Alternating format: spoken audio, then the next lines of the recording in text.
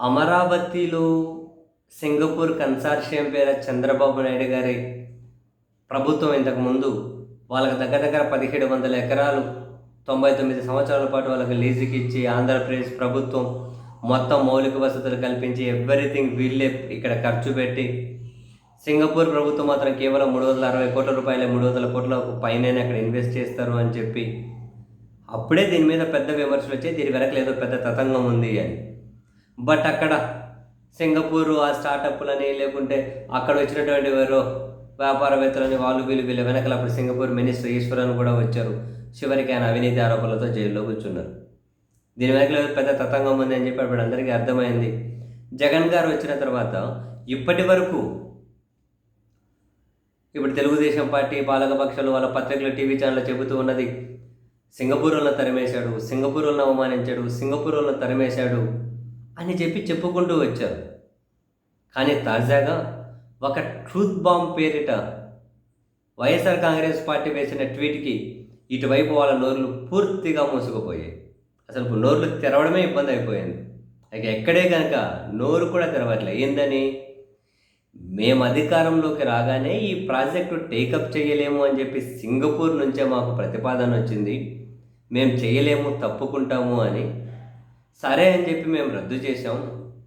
Singapore ఆ సంబంధించినటువంటి ఆ టీం ఎందుకు తప్పుకున్నారు అంటే దీని వెనకల చాలా అవినీతి భాగోతం ఉంది. ఈ ప్రాజెక్టు వెనకల ఇప్పుడు ప్రభుత్వం మారింది, మనం కనుక అక్కడే కొనసాగితే ఇవన్నీ బయటకు వస్తాయి.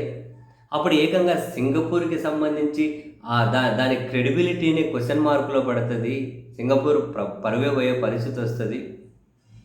అందుకని చెప్పి భయపడి వాళ్ళే వెనక్కి వెళ్ళారు. సరే అని చెప్పి దీన్ని అప్పటి ప్రభుత్వం రద్దు చేసింది. దీని వెనక అంటే వైసీపీ వాళ్ళ విమర్శ ప్రకారం 1,00,000 కోట్ల రూపాయల డీల్ ఉంది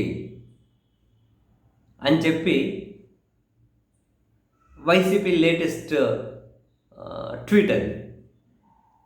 నిజంగానే అనిపించింది, ప్రభుత్వం మారగానే ఇప్పుడు సింగపూర్లో పేరిట సింగపూర్ కన్సార్షియం పేరిట ఎవరైతే మొత్తం ఈ ప్రాజెక్టు పేరిట హడావిడి చేశారో వాళ్ళు నిజంగానే భయపడ్డారా? దీంట్లో కంటిన్యూ అయ్యాము అంటే లోతుల్లోకి వెళ్ళారంటే చాలా విషయాలు బయటపడి చాలా భాగోతం బయటపడుతుంది అని చెప్పి నిజంగానే భయపడి మేము టేకప్ చేయలేమని చెప్పారా? ఏమో అవుననే అనిపిస్తుంది. అండ్ ఇప్పుడు మళ్ళీ చంద్రబాబు నాయుడు గారు సింగపూర్ వెళ్ళి రండి అని చెప్పి ఆహ్వానిస్తూ ఉన్నాం, మేము ఇక్కడ ఆ ప్రాజెక్టులో చేయి పెట్టలేము అని చెప్పి చెబుతూ ఉన్నారు. అంటే ఇంతకుముందు ప్రపోజల్తో కంటిన్యూ అయితే భవిష్యత్తులో కూడా ఇబ్బందులు తప్పవు అని చెప్పి వాళ్ళకి ఏమైనా కనుక అనిపించిందా? ఒకవేళ ఆంధ్రప్రదేశ్లో ప్రభుత్వం మళ్ళీ మారితే ఈసారి మరింత ఇబ్బందులకు పడతామేమో అని చెప్పి వాళ్ళు ఏమన్నా భావించారా? అందుకనే ఇప్పుడు ప్రభుత్వం మళ్ళీ ఇన్వైట్ చేస్తున్నా కూడా రావడం లేదా?